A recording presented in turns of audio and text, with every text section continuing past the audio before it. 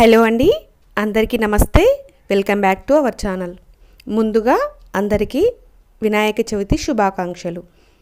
ఈ వినాయక పండుగ సందర్భంగా ఆ వినాయకునికి ఇష్టమైన కుడుములు, ఉండ్రాళ్ళు ఎలా చేసుకోవాలో చూద్దామండి.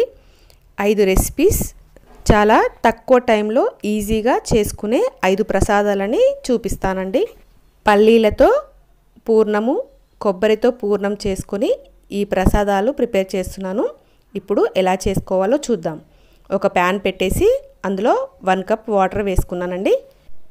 ఈ వాటర్లోకి 1/2 teaspoon salt, 1 teaspoon నెయ్యి, 1 టీ స్పూన్ షుగర్ వేసుకొని బాయిల్ చేసుకోవాలి. వాటర్ ఇలా బాయిల్ అవుతుండగా 1 కప్పు బియ్యం పిండి వేసుకోవాలండి. ఇక్కడ నేను పొడి బియ్యం పిండి మాత్రమే తీసుకుంటున్నాను. మీరు కావాలంటే తడిపిండి కూడా తీసుకోవచ్చు. ఇలా పిండి వాటర్లో వేసిన తర్వాత స్టవ్ ఆఫ్ చేసుకొని ఇలా బాగా కలుపుకోవాలి. వాటర్ మొత్తం అబ్జర్వ్ చేసుకుందాకా కలుపుకొని మూత పెట్టుకొని ఒక 5 మినిట్స్ పక్కన పెట్టుకోవాలి. ఆ పిండి కాస్త చల్లారేలోగా ఇలా 3/4 కప్ పల్లీలు వేయించుకున్నాను. పొట్టు తీసి మిక్సీలో వేసి బరకగా గ్రైండ్ చేసుకోవాలి. తర్వాత ఈ పల్లీలకి 1/2 కప్ బెల్లం వేసుకొని ఇలా గ్రైండ్ చేసుకోవాలి పొడి పొడిగా. దీంట్లోకి 1/2 టీ స్పూన్ ఇలాచీ పౌడర్ వేసుకోవాలండి. ఇది మీ ఇష్టం, వేసుకుంటే వేసుకోండి, లేదంటే లేదు. తర్వాత అంతా కలుపుకొని పక్కన పెట్టుకోవాలి. తర్వాత కొబ్బరి పూర్ణం ఎలా చేసుకోవాలో చూద్దామండి. ఇక్కడ 3/4 కప్పు బెల్లానికి 1 కప్పు గ్రేట్ చేసుకున్న కొబ్బరి వేసుకుంటున్నాను. ఇది పచ్చి కొబ్బరి వేసుకున్నాను. పచ్చి కొబ్బరి వేసుకుంటేనే బాగుంటుంది. తర్వాత ఈ బెల్లం అంతా కొబ్బరిలో కలిసిపోయేంత వరకు కలుపుకొని 1 టీ స్పూన్ ఇలాచీ పౌడర్ వేసుకొని బాగా కలుపుకోవాలి. కాస్త వాటర్ అంతా ఇంకిపోయేంత వరకు కలుపుకుంటే సరిపోతుందండి. పాకం రావాల్సిన పని లేదు. బెల్లము, కొబ్బరి మొత్తం దగ్గరికి అవగానే స్టవ్ ఆఫ్ చేసుకొని చల్లారబెట్టుకోవాలి. బాగా గట్టిగా కానివ్వకూడదండి. ఇలా కాస్త డ్రై అవ్వగానే స్టవ్ ఆఫ్ చేసుకొని పక్కన పెట్టుకోవాలి. ఇది చల్లారేలోగా మనం ఆల్రెడీ ఉడికించుకొని పెట్టుకున్న బియ్యం పిండి ఉంది కదా, దాన్ని తీసుకొని బాగా ప్రెస్ చేస్తూ మెత్తగా పిసకాలి. ఇలా ఎంత బాగా మనం పిండిని పిసికినట్టయితే అంత సాఫ్ట్గా వస్తుందండి. కాస్త నీళ్లు పట్టినట్టయితే జస్ట్ చేయికి తడి చేసుకొని ఇలా ప్రెస్ చేసుకోండి. వాటర్ డైరెక్ట్గా వేస్తే ఇట్లా లూజ్గా అయిపోతుందండి. కాస్త చేయికి వాటర్ పెట్టుకొని ఇలా చేసుకోండి. ఇలా కొంచెం చేయికి నెయ్యి కానీ నూనె కానీ అప్లై చేసుకొని ఇలా చిన్న చిన్నగా ముద్దలు తీసుకొని ఇలా రౌండ్ బాల్స్ చేసుకోవాలి. ఇలా అన్ని బాల్స్ చేసుకొని రెడీగా పెట్టుకోవాలండి. తర్వాత ఫస్ట్ మేము వినాయక చవితి రోజు ఎప్పుడూ చేసుకునే పల్లీ పిండితో కుడుములు చేస్తున్నానండి. ఉండ్రాళ్ళు, కుడుములు 2 చేసుకుందాం. ఇలా ఒక బాల్ తీసుకొని ఇలా గిన్నె షేప్లో ప్రెస్ చేసుకోవాలి. ఇలా 2 చేతుల సాయంతో ఒక వేలుతో ప్రెస్ చేసుకుంటూ ఇలా బౌల్లా చేసుకోవాలి.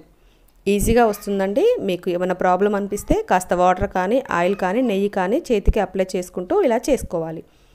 తర్వాత దీంట్లోకి 1 టీ స్పూన్ పల్లి బెల్లంతో చేసిన ఈ పల్లి పౌడర్ ఇందులో వేసుకొని ఇలా దగ్గరికి ప్రెస్ చేసుకోవాలి. బాగా పల్చగా బాగా మందంగా చేసుకోకండి, మీడియంగా చేసుకుంటే మనకు ఈజీగా బాల్ చుట్టుకోవడానికి వస్తుంది. చూడండి, ఉండ్రాళ్ళు రెడీ అయిపోయాయి. పల్లి పిండితో చేసే ఉండ్రాళ్ళు ఇలా రెడీ అయిపోయాయి. ఒకసారి ఇలా ప్రెస్ చేసినట్టయితే రౌండ్గా బాగా వస్తాయి. తర్వాత కుడుములు ఎలా చేసుకోవాలో చూద్దామండి. ఒక బాల్ తీసుకొని ఇలా పల్చగా ప్రెస్ చేసుకొని ఇలా ప్లేట్లో కానీ పీట మీద కానీ పెట్టేసి మధ్యలో ఆ పొడి వేసుకొని ఇలా దగ్గరికి ప్రెస్ చేసుకుంటే ఈజీగా కుడుము వచ్చేస్తుంది. చూడండి, ఇలా మెల్లమెల్లగా ప్రెస్ చేసుకుంటూ కుడుములు చేసుకోవాలి. పిండి అంటినట్టు అయితే కొంచెం నెయ్యి కానీ పొడి పిండి కానీ కూడా పెట్టుకోవచ్చండి. చూడండి, ఇలా చేయితో ప్రెస్ చేసినట్టయితే చేతి అచ్చులు పడి కుడుములా తయారవుతుంది. కుడుములు రెడీ అయిపోయాయండి. తర్వాత మోదకాలు ఎలా చేసుకోవాలో చూద్దాం. ఇలా షేప్ చేసుకోవచ్చండి. వీలైన వాళ్ళు పూరిలా కొంచెం పల్చగా ప్రెస్ చేసి ఇలా డిజైన్ ఫామ్ చేసుకొని మధ్యలో కొబ్బరి పూర్ణాన్ని పెట్టేసి అంచులని ఇలా దగ్గరికి ప్రెస్ చేసినట్టయితే మనకి మోదకం పర్ఫెక్ట్గా వస్తుంది. ఇలా మనం చేసుకున్నట్టయితే మోదకం చేసేది లేకున్నా పర్ఫెక్ట్గా వస్తాయి. ఇలా ప్రెస్ చేస్తూ నిదానంగా చేసుకుంటే పర్ఫెక్ట్గా చేసుకోవచ్చండి. లేదు అంటే ఒక బాల్ని తీసుకొని ఫింగర్స్ మీద ఇలా పూరిలా ఒత్తుకొని దాంట్లోకి పూర్ణాన్ని పెట్టేసి ఇలా అంచులని దగ్గరికి తీసుకురావాలి. ఇలా దగ్గరికి ప్రెస్ చేసుకున్న తర్వాత పైన ఇలా షేప్ చేసుకోవడానికి ఒక నైఫ్ని లేదా స్పూన్ని ఇలా ఉల్టా చేసి ప్రెస్ చేసినట్టయితే మనకు మోదకం షేపు పర్ఫెక్ట్గా వస్తుందండి. ఇది ఈజీగా చేసుకోవచ్చు. ఈ ప్రాసెస్లో మనకి మోదకాలు కూడా రెడీ అయిపోయాయండి. ఇప్పుడు జిల్లేడికాయలు ఎలా చేసుకోవాలో చూద్దాం. ఒక పూరిని ఇలా ప్రెస్ చేసుకొని కజ్జికాయలు గర్జలు అంటాం కదండి, ఆ రకంగా ఇలా షేప్ చేసుకొని అంచులు ఇలా ప్రెస్ చేసినట్టయితే పర్ఫెక్ట్గా జిల్లేడికాయలు వస్తాయండి. పైన మీకు పగిలినట్టుగా అనిపిస్తే సైడ్లో ఒక స్పూన్తో కానీ కట్టర్తో కానీ కట్ చేసుకుంటే ఈజీగా కట్ అయిపోతుంది. చూడండి మనకు జిల్లేడికాయలు కూడా రెడీ అయిపోయాయి. ఎంతో సింపుల్గా ఒకే పిండితో అన్ని ప్రసాదాలు ఈజీగా చేసుకున్నాం కదండి.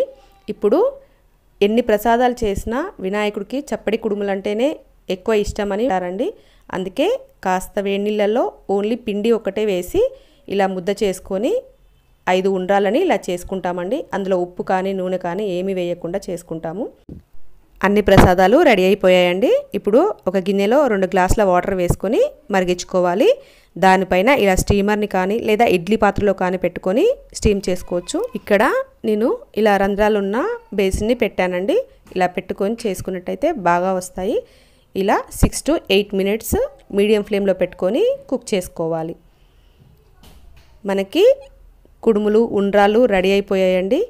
మనం ఉడికించుకున్న తర్వాత వెంటనే తీయకూడదండి.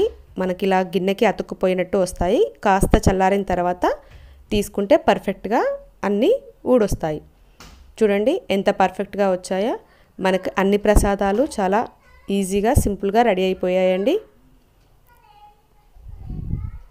మోదకాలు, పూర్ణం ఉండ్రాళ్ళు, కుడుములు, జిల్లేడికాయలు, చప్పిడి ఉండ్రాళ్ళు అన్నీ రెడీ చేసుకున్నామండి. ఇలా తక్కువ టైంలో ప్రసాదాలు రెడీ చేసుకోవచ్చండి. మీరు కూడా ఈ వినాయక చవితికి ఇలా ప్రసాదాలు రెడీ చేసుకొని ఏమాత్రం హడావిడి లేకుండా తొందరగా ప్రసాదాలు దేవుడికి నైవేద్యంగా పెట్టేసేయండి.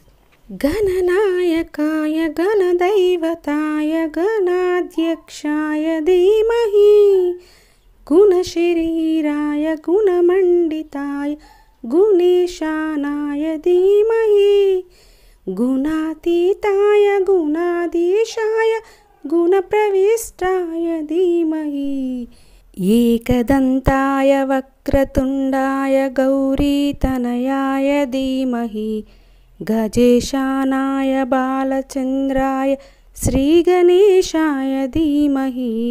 వినాయకుడికి ఇష్టమైన ప్రసాదాలు పెడుతూ మనందరికీ ఆయన ఆశీర్వాదాలు ఉండాలని కోరుకుంటూ చిన్న పాట పాడానండి. నా సాంగ్ నచ్చినట్టయితే తిట్టుకోకండి ప్లీజ్. వీడియో నచ్చినట్టయితే ఖచ్చితంగా లైక్ చేయండి.